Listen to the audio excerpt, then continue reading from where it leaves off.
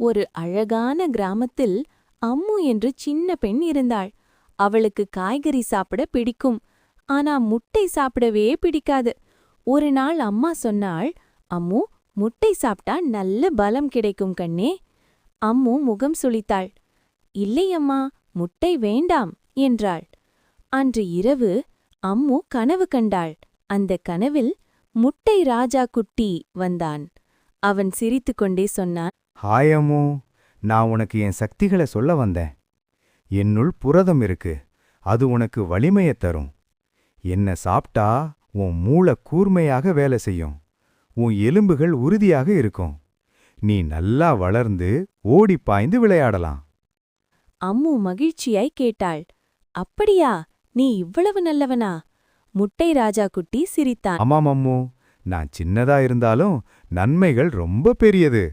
அடுத்த நாள் காலை அம்மு எழுந்ததும், அம்மா, இன்னைக்கு முட்டை சாப்பிடணும் என்று சொன்னாள். அம்மா மகிழ்ச்சியுடன் சபாஷ் என் செல்லமே என்று அணைத்து கொண்டாள். அன்றிலிருந்து அம்மு தினமும் முட்டை சாப்பிட்டு ஆரோக்கியமாக வளர்ந்தாள்.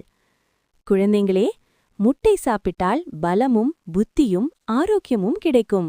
நீங்களும் முட்டை சாப்பிட்டு ஆரோக்கியத்தை பெறுங்கள்.